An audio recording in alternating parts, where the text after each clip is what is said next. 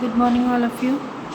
Today we continue our chapter, the ruling of country are the need to the improve agriculture. Most important part of this chapter, how we maintain and improve our acceptation, मतलब जो भी हमारी acceptation थी company सरकार से, उसी के बारे में. In the economy was in runs could the company certain of revenue income, most company officials began to feel that investment in land had to be encouraged and agriculture had to be improved. How was this to be done after 2 decades of the debate on the questions?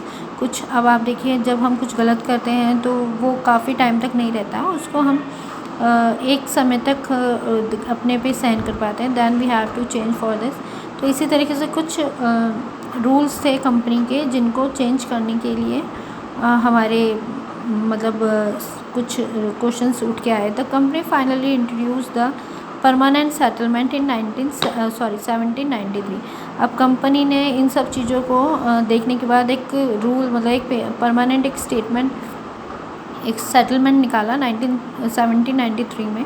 Bye term of the settlement the rajas and talukdars were recognised zamindars. They were asked to collect rent from the present and pay revenue to the company.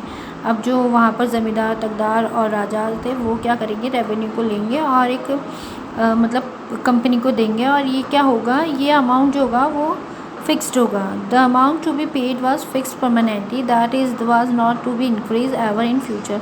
भविष्य में वो बढ़ नहीं सकता, एक permanent आपको fixed rate देना पड़ेगा. It was felt that this would ensure a regular flow of revenue into the company coffers and at the same time encourage the zamindars to invest in improving the land. Since the revenue demand of state would not be increased, the zamindar would benefit from increasing production from the land.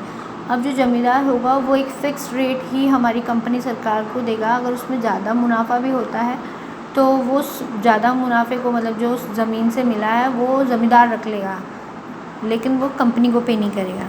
The problem, the permanent settlement however created problems. Company officials soon discovered the zamindars were in fact not investing in the improvement of land. The revenue had been fixed was so high that the zamindar found it difficult to pay.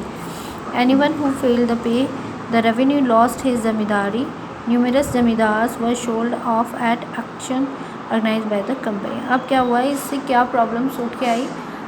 इससे ये problems उठ के आई बच्चों की, जो ज़मींदार थे वो प्रॉपर वे में काम नहीं कर रहे थे. जो उन्हें मुनाफा होता था वो उस ज़मीन पर उसका प्रोडक्शन बढ़ाने के लिए काम नहीं करते थे, और जो रेवेन्यू था वो एक फ़िक्स्ड था. तो इससे क्या कंपनी सरकार को भी लग रहा था कि घाटा ही चल रहा है, क्योंकि जो ज़मींदार है वो उन पैसों को अपने पास रख लेते थे, ना तो लैंड में काम लेते थे ना कंपनी को देते थे.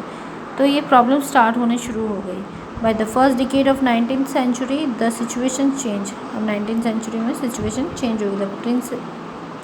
The prices in the market rose and cultivation slowly expand. अब price तो market में क्या बढ़ने लगा, ऊंचा जाने लगा, और जो cultivation था वो धीरे धीरे नीचे जाने. The main is increase the income of zamindars but no gain for the company since it could not increase a revenue demand that had been fixed permanently. Even the zamindar did not have an interest to improving the land. Some had lost their lands in the earlier year of settlement.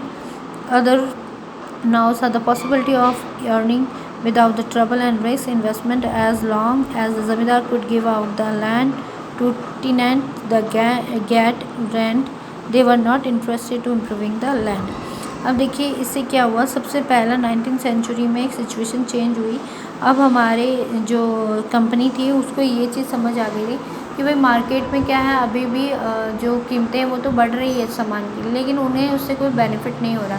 ज़मींदार जो हैं वो सारा जितना भी profit होता है वो खुद के पास रख लेते हैं. वो उस लैंड को ठीक करने में या उसमें कुछ अलग करने में या चेंजेस करने में कोई मतलब काम नहीं करते हैं. वो उसको वापस डेवलप नहीं करते हैं. तो अब उससे क्या हो रहा था, कंपनी को उसका नुकसान उठाना पड़ रहा था. सो दे थिंक कि अब इनको, मतलब ज़मींदारों को इन चीज़ों से हटाने के लिए उन्होंने धीरे धीरे कुछ नई नई योजनाएं बनाई, क्योंकि अब उन्हें समझ आने लग गया था कि ज़मींदार भी क्या कर रहे हैं, सिर्फ अपना ही काम बना रहे हैं. On the other hand, in the villages, the cultivation cultivator found the system extremely obsessive. The rent he paid to the zamindars. Okay, everyone, that's all today.